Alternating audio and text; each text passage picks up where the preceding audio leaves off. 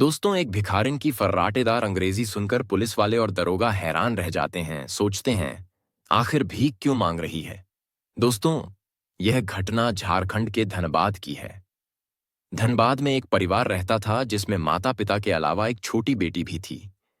बेटी पढ़ने लिखने में बहुत होशियार और तेज थी। वह सोचती थी कि वह कुछ बड़ा बनकर अपने माता पिता का नाम रोशन करेगी और समाज के लिए भी अच्छा काम करेगी। समाज में हो रही गलतियों और भ्रांतियों को सुधारने का एक यूनिक तरीका वह अपनाएगी। इसी सोच के साथ उसने आईपीएस की तैयारी की और अंत में उसका चयन भी हो गया। चयन होने के बाद वह ट्रेनिंग करती है और ट्रेनिंग पूरी करने के बाद वह घर लौट आती है। तब उसके माता पिता कहते हैं, बेटी, अब तो तुम एक अच्छी नौकरी पा चुकी हो और तुम्हारी उम्र भी अब तुम्हें किसी अच्छे लड़के से शादी कर लेनी चाहिए। इस पर लड़की कहती है, पिताजी, शादी तो हमें करनी है, इसमें कोई शक नहीं है, लेकिन अभी मेरा जो लक्ष्य है वह मुझे पूरा करना है। मैं अभी समाज को देखना चाहती हूं। समाज कैसा है? अभी तक तो मैंने समाज को कभी देखा ही नहीं है। मैं सिर्फ एक कमरे में बैठकर पढ़ाई करती रही हूं और ज्ञान अर्जित किया है। लेकिन पिताजी, समाज में किस तरह के लोग रहते हैं, किस तरह की घटनाएं घटित होती हैं और हमें कैसे उनका सामना करना है, यह सब देखना चाहती हूं। 4-5 साल तक मुझे सिर्फ यह अनुभव करना है, उसके बाद ही शादी करूंगी। पिताजी, आप और मां मुझे समझा रहे हैं, लेकिन मैं अपने फैसले पर अडिग हूं।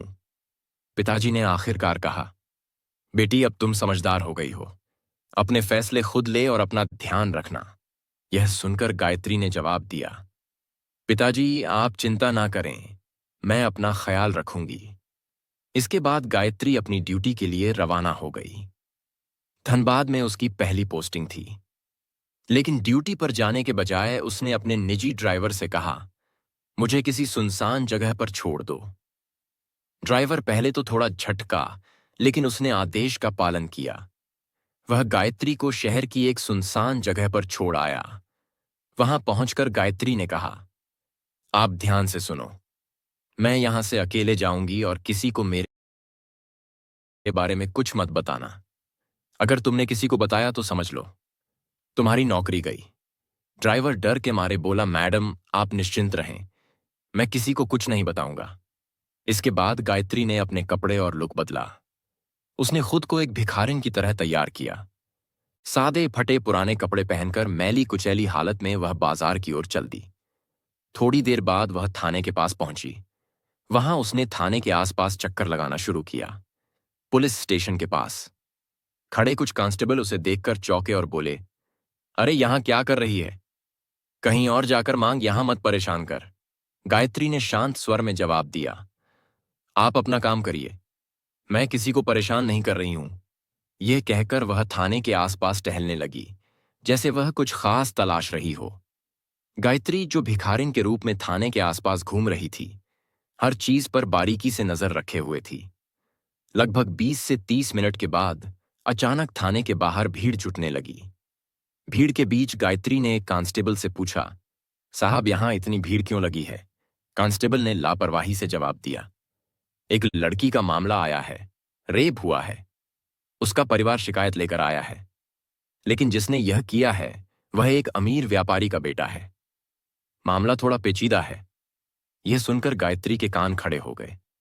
उसने देखा कि भीड़ में लड़की का परिवार रो रहा था और वहीं आरोपी के प्रभावशाली परिवार के लोग अपनी शक्ति का प्रदर्शन कर रहे थे।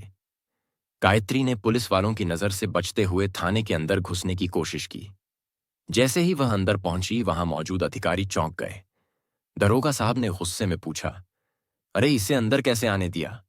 ये भिखारिन यहां कैसे घुस गई?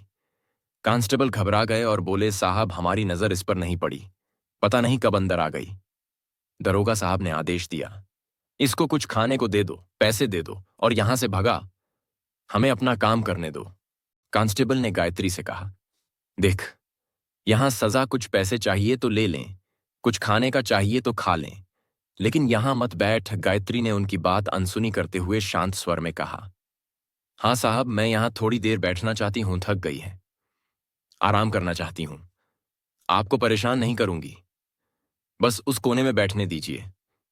गायत्री थाने के बाहर एक पेड़ के नीचे बैठ गई और वहां से दरोगा साहब की हर गतिविधि पर नजर रखने लगी।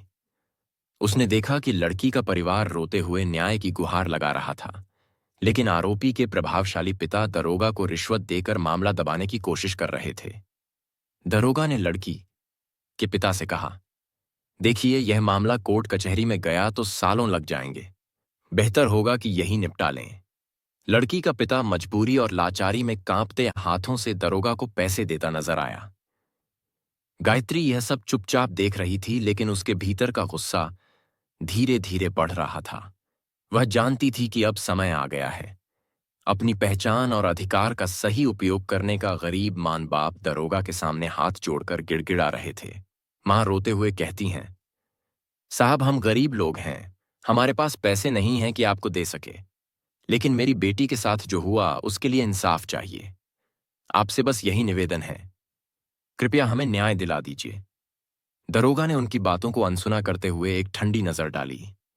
उसने कहा, देखो, कानून सबके लिए बराबर है, लेकिन यहां काम आसानी से नहीं चलता। तुमसे जो बन पड़े वह करो, वरना वापस जाओ।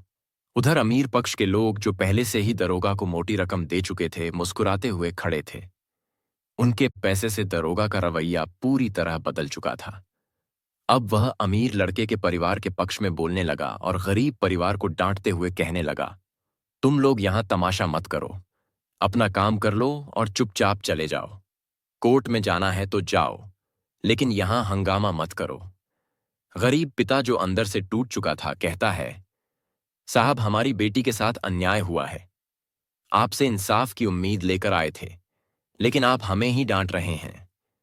क्या गरीबों को न्याय मिलना इतना मुश्किल है? इस बीच भिखारिन के वेश में बैठी आईपीएस अधिकारी गायत्री ये सब कुछ चुपचाप देख रही थी।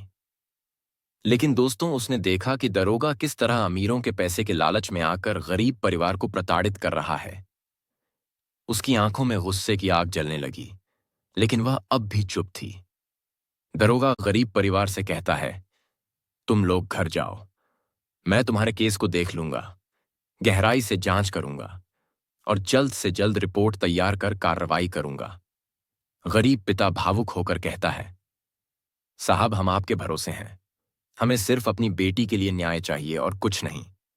दरोगा बड़ी सहजता से जवाब देता है, ठीक है, तुम चिंता मत करो, मैं सब संभाल लूंगा।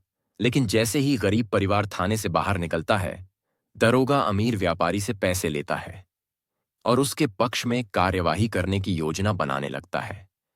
थाने के बाहर गरीब परिवार को बैठी हुई भिखारिन रूपी गायत्री रोक लेती है। वह उनसे पूछती है, क्या हुआ? पूरा मामला निजी मामला है, तुम्हें इससे क्या मतलब? अपना काम करो। गरीब परिवार को यह पता नहीं था कि वह भिखारिन दरअसल एक आईपीएस अधिकारी है। नहीं थाने में मौजूद किसी पुलिसकर्मी को इस बात का अंदाजा था, हाँ, भिखारिन के रूप में बैठी थी। दरअसल इस थाने में नई नियुक्त हुई अधिकारी है। आप मुझे सब कुछ बताइए, मैं आपकी मदद करना चाहती हूं। आखिर आपकी बेटी के साथ क्या हुआ? गरीब परिवार हिचकिचाते हुए बताने लगा। लेकिन जैसे ही उन्होंने देखा कि यह भिखारिन बेहद साफ सुथरा खड़ी हिंदी में बात कर रही है और कभी कभी अंग्रेजी में भी बात कर रही है, वे सब हैरान रह गए। थाने के कुछ पुलिसकर्मी भी यह सब देख रहे थे और भौंचक के रह गए। कांस्टेबल गायत्री के पास आकर बोले, तुम कौन हो? हमें सच सच बताओ। गायत्री ने यह सुनते ही अपना गेटअप हटा दिया। जैसे ही उसने अपने असली रूप में कदम रखा, सभी कर्मचारी हड़बड़ा गए। दरोगा को फटकारते हुए उसने कहा, तुमने गरीब परिवार के साथ बहुत अन्याय किया है। मैंने अपनी आंखों से तुम्हारी सारी करतूतें देखी हैं। अब तुम्हारे खिलाफ सख्त कार्रवाई होगी। थाने के सभी पुलिसकर्मी सन्न रह गए। दरोगा घबराकर माफी मांगने लगा, लेकिन गायत्री ने उसे सख्त लहजे में चेतावनी दी कि अब वह गरीब परिवार को न्याय दिलाकर ही रहेगी। सख्ती देखकर सभी पुलिसकर्मी उसे सलाम ठोकने लगे। अंत में गायत्री ने गरीब परिवार को इंसाफ दिलाया और थाने के कर्मचारियों को उनकी लापरवाही और भ्रष्टाचार के लिए सजा दी। गायत्री, जो अब अपने असली रूप में आ चुकी थी, थाने के पूरे स्टाफ को लाइन हाजिर करने का आदेश दिया। उसने दरोगा और सभी कांस्टेबलों को एक एक कर तलब किया और उनके कर्तव्यों में की गई लापरवाही और भ्रष्टाचार के लिए सख्त फटकार लगाई। दरोगा से सख्त लहजे में कहा, तुम्हारी ड्यूटी न्याय दिलाने की थी, लेकिन तुमने अपनी जिम्मेदारी को पैसे के लिए बेच दिया। अब तुम्हें इसका अंजाम भुगतना होगा। के बाद गायत्री ने कुछ पुलिसकर्मियों को तुरंत प्रभाव से सस्पेंड करने का आदेश दिया। थाने में मौजूद सभी लोग स्तब्ध थे। उन्हें समझ नहीं आ रहा था कि अचानक से यह सब कैसे हुआ, लेकिन गायत्री ने यह सुनिश्चित किया कि हर दोषी को उसकी सजा मिले और गरीब परिवार को तुरंत न्याय मिले। इस घटना के बाद पूरे धनबाद शहर में आईपीएस अधिकारी चर्चा होने लगी। लोग उसकी ईमानदारी और कर्तव्य निष्ठा की तारीफ करते नहीं थक रहे थे। हर जगह बस यही बात हो रही थी कि कैसे एक आईपीएस अधिकारी ने भिखारिन का वेश धारण कर भ्रष्टाचार को बेनकाब किया और गरीब परिवार को न्याय दिलाया। दोस्तों, धर्म केवल पूजा अर्चना तक सीमित नहीं है, यह कर्तव्य निभाने का मार्ग है। हमारे शास्त्रों में कहा गया है, धर्मो रक्षति रक्षिता, अर्थात जो धर्म की रक्षा करता है, धर्म उसकी रक्षा करता है। आज के परिप्रेक्ष्य में धर्म का अर्थ है अपने कर्तव्यों को पूरी निष्ठा और ईमानदारी से निभाना। ऐसे अधिकारी जो गरीबों, पीड़ितों और शोषितों के लिए खड़े होते हैं, असल में समाज के सच्चे रक्षक हैं।